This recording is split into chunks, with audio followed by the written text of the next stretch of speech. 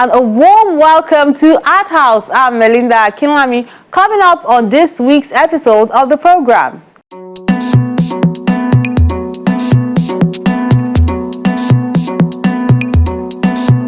This solo exhibition by Ngozi at the Coke Gallery in Lagos is sure to get a lot of people's attention due to its title.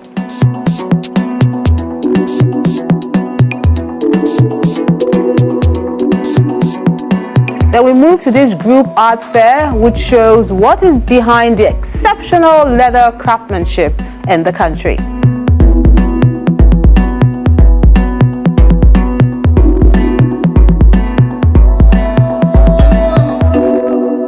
More details when Art House returns in a moment. Please stay with us.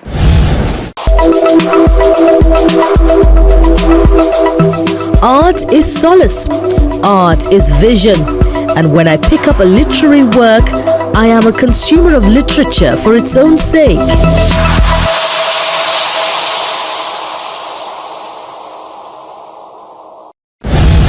Let's begin at the Core Gallery in Lagos, where this exhibition's title refers to a common Nigerian Pidgin English slang, and this artist is using it to explore the virtues of resilience and adaptation in the face of adversity.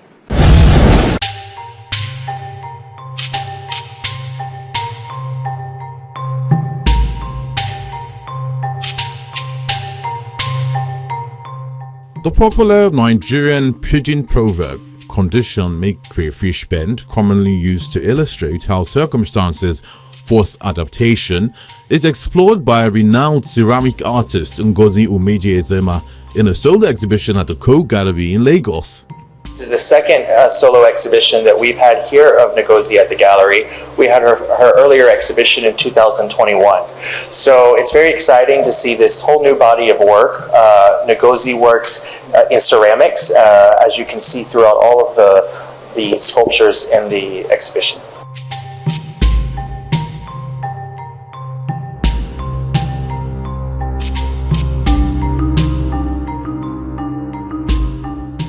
Through her artistic prowess, she reflects on this proverb in her craft by creating works of art from fire, clay, coal shells, and leaves, transforming them into vessel-like forms. Each piece is designed to reinforce the exhibition's theme and named after a variety of Igbo proverbs that resonate with her. When I listen to so many idiomatic expressions in my community, and I got to notice that they are expression born out of adaptability, trying to make sense with what is happening in the environment, and also encourage themselves not to give up. And then crayfish, condition makes crayfish bend is not in the derogatory terms, but in a way they have been able to adapt. Like, you know that when you have a challenge or you're facing something that you're facing a kind of situation that requires someone to give up or become overwhelmed with the situation. But when you like looking at the one way is evening life, like success you get in the evening time is better off than starting successfully and then at later life you start living in misery. So now we consider that as a way of being persistent.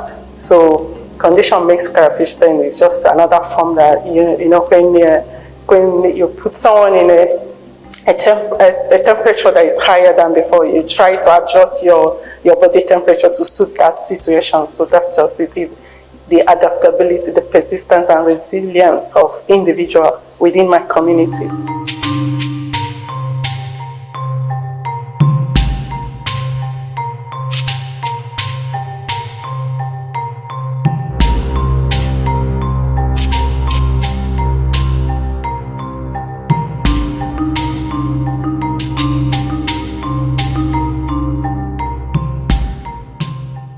If you notice, most of them are very earthy tones, and I asked the artist about this, and she had mentioned that she just molds each of the leaves, and then she puts them in the oven at different temperatures. So taking them out at different stages is actually what gives them the different colors. And I feel like that process in itself is, while it's tasking, it's also an intricate way of getting your own color palette. And that's why I feel like it's unique.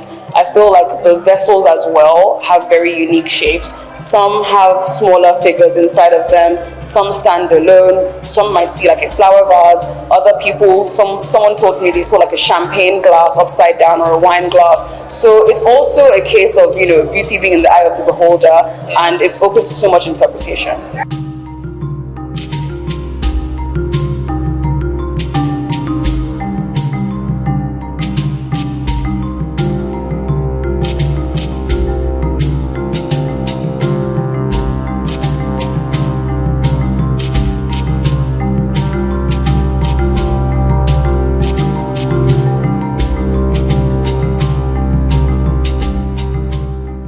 Well, what stands out to me is the way that she reimagines the idea of ceramics and the idea of vessels. So she has incorporated a practice where she creates very small fragments of pieces of ceramics, and then she creates very large shapes and vessels through those. And so she's really thinking about how to reimagine the idea of ceramics today. The artist explains that the exhibition focuses on the remarkable ability of many Nigerians to adapt, survive and thrive, despite difficult and often unfair circumstances.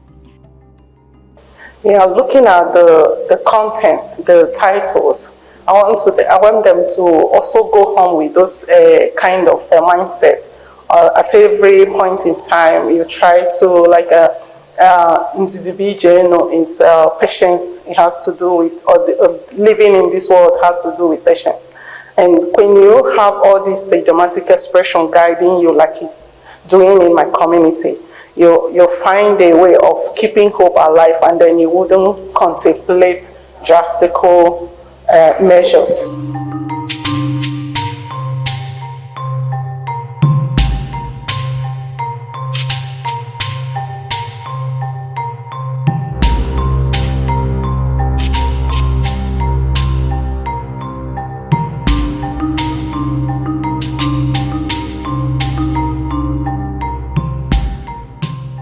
One thing that I've learned, I'd say, is the deep meaning that a lot of pieces can carry. Sometimes when you look at things at first glance, you may not really understand it, and then when you take a look at the piece and you see the title, sometimes it helps put two and two together.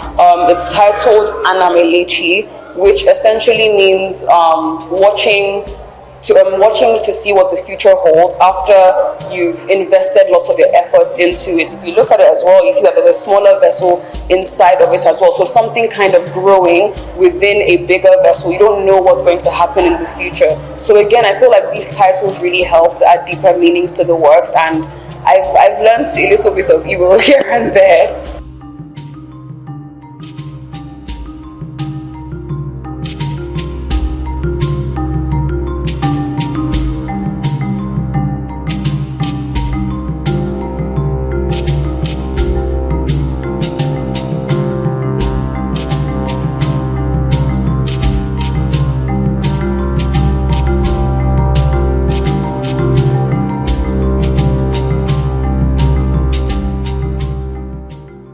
Looking at the Nigerian expression that talks about how we overcome adversity. And so all of these artworks in the exhibition, they have titles that are different proverbs, Igbo proverbs. And so she's looking at sort of how these sculptures can relate to broader social, cultural issues. It's also inspired by personal experiences relating to identity, family and womanhood, as well as the burdens many women bear within relationships and society.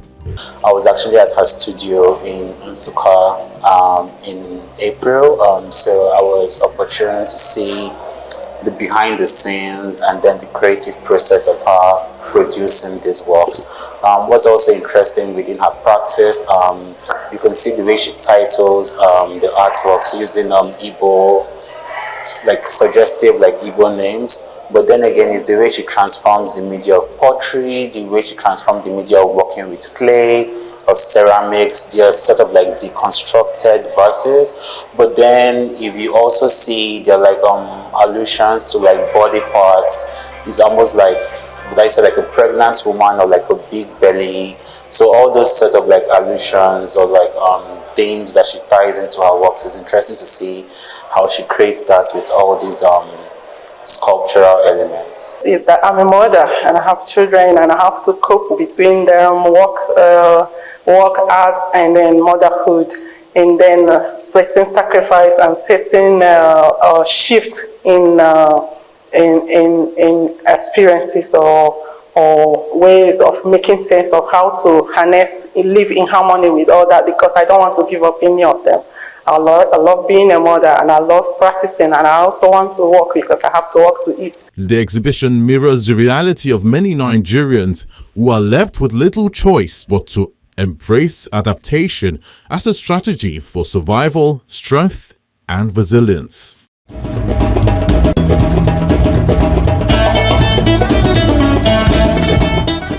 A captivating title and pieces as well. And we'll see more when Art House returns in a moment. Do stay with us.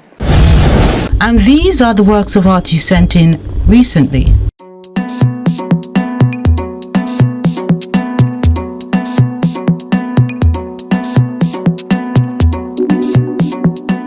Let's begin with Hairdresser. It's an oil on canvas work by Ayola Ijashaki.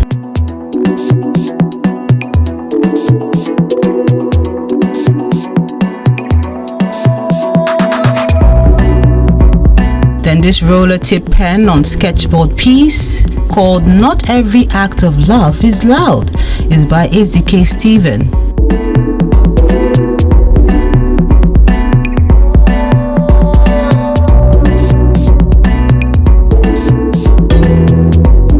Then Between Night and Day, that's how Cliff Agba titles this acrylic on canvas piece.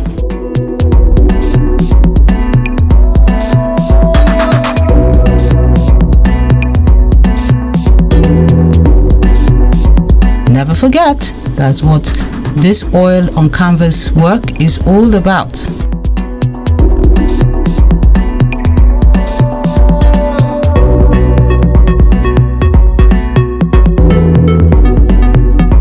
Then happiness keeps you sweet, trials keep you strong, sorrows keep you human, and failure keeps you humble. Keep going.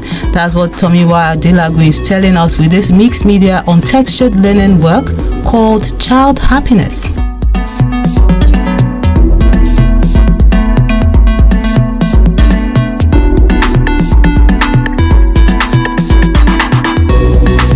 Another oil on canvas piece, this one is called My Source by Tunde Abiodun.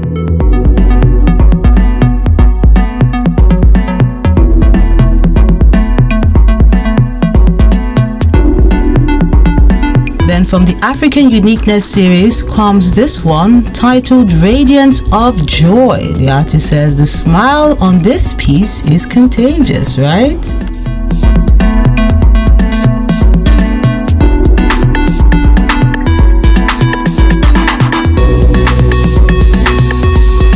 Then to this acrylic on canvas untitled piece done by Enya Art Studio.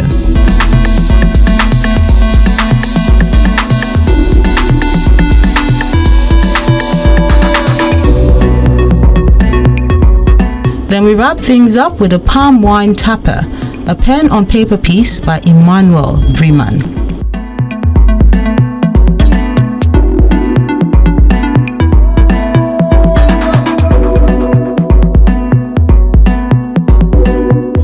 And that concludes the works of art you sent in recently. We really appreciate you for sending them in and encourage you as always, keep them coming.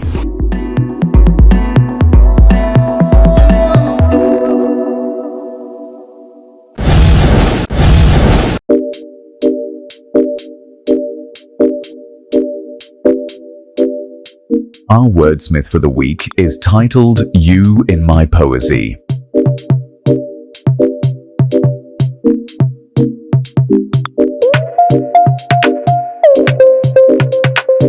The world would be dark without your smile. I can't make the comparison of your beauty in simile. You're magnificent. You're the perfect lines for my metaphor. You grant me the ownership of your heart, my Feophor. The world would be gravy without you as my onomatopoeia.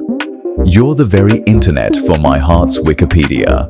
Both numbers and letters have no stance to define you. Artistically sketched for this heart of mine to pew.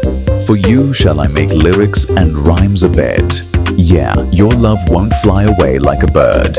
I won't speak in irony, but vividly in angel stanzas. Behold, I make you these lines as my confessional canvas. Your aura is the sweetest, yet stronger than rhythm. In every poem I carve, shall you be my theme. I won't devalue your love that I be not a hubris. Truly, this our love trounced all our worries.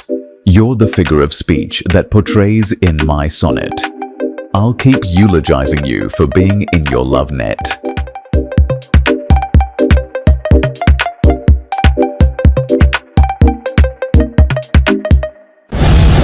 The annual Leather Art Fair comes to town yet again, featuring all forms of craftsmanship using this material and an interesting theme.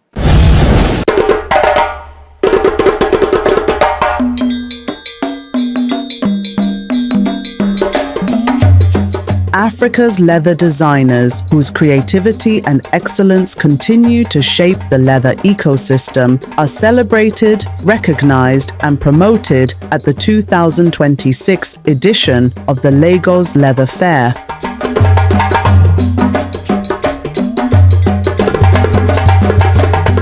This thrilling leather platform titles this year's edition Beyond the Hide to recognize the unique journeys, creativity, and impact of outstanding individuals, designers, and brands. It's been year after year after year of bringing people together, convening this event, and showing the public that there is something within the leather ecosystem.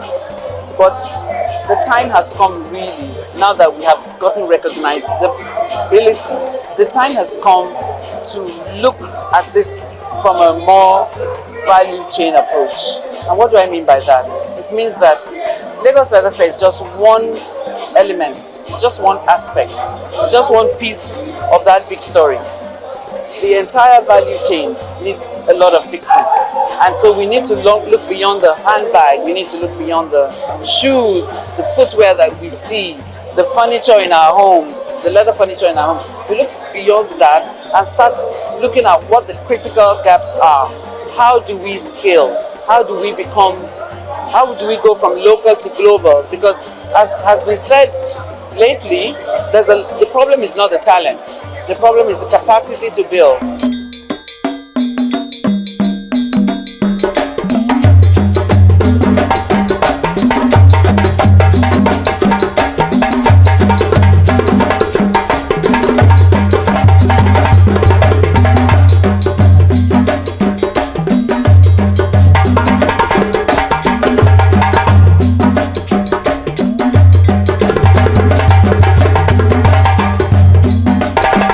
Creative leather artists from different parts of the world showcase their craftsmanship and prowess through the wide range of products displayed at the exhibition. When I wanted to start making bags, something occurred to me. I'm like, so many people make bags already. And for you to get into that space, I have to be able to make something distinct and unique. What is going to make me? So I explored different ways, different textures, different techniques. And I started combining, and I settled on using Tinko embroidery to make the bags, and so far so good. And even with the leather bags, 95% of my designs are one of a kind. I don't repeat designs because I want to give people that experience of having something very unique to themselves when they carry my bag.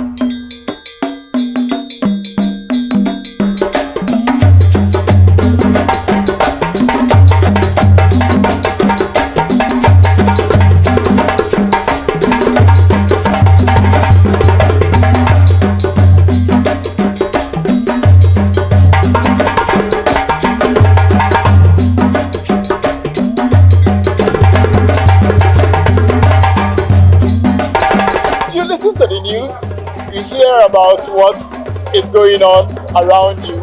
People are talking about recycling, upscaling, repurposing. You want to put it in your work too. So that gave rise to the tire bags. The tire bags are discarded. They finish their life with the motorcycles. Now you want to start a new life for them as a handbag. So you look at what you will do with it, how it could fit into what people would carry. Then it's also an attention giver. Anywhere you carry it, you will see people will admire you, even if they don't approach or tell you.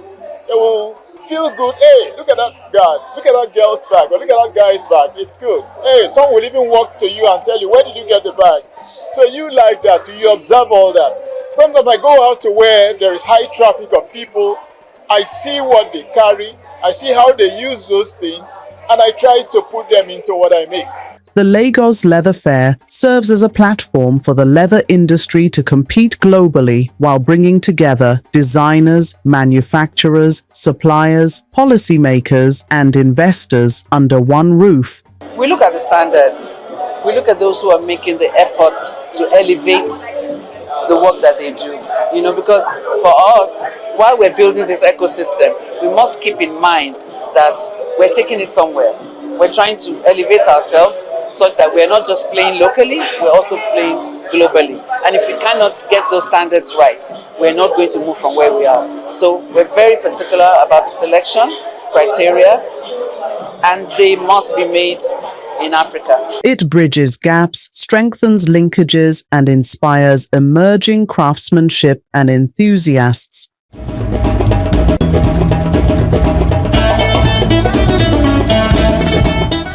Looking forward to see what they have up their sleeves next time. Well done to the team. And we have more to enjoy, but that will be on the next episode of Art House.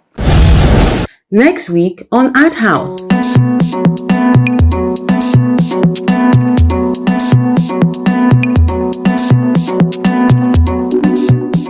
Paint Your Coast, a live drawing session by the African Maritime Art Exhibition at Makoko, Lagos.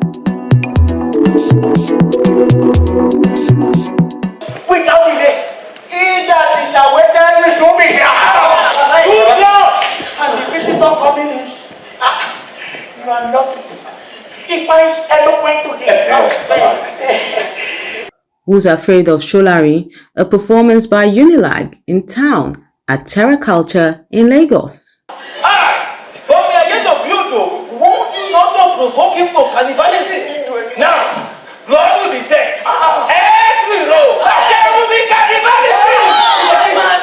The brilliance of the Nigerian art scene deserves a global audience. Join us in celebrating these extraordinary talents. Like, share, and follow our page to help bring their stories to the world.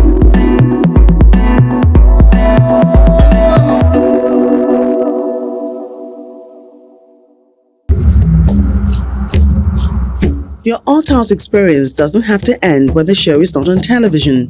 Interact with us on our various social media platforms. See any edition of Art House on our website or YouTube page. Join our very interactive Facebook page by joining the group on Art House on Channels. We're everywhere.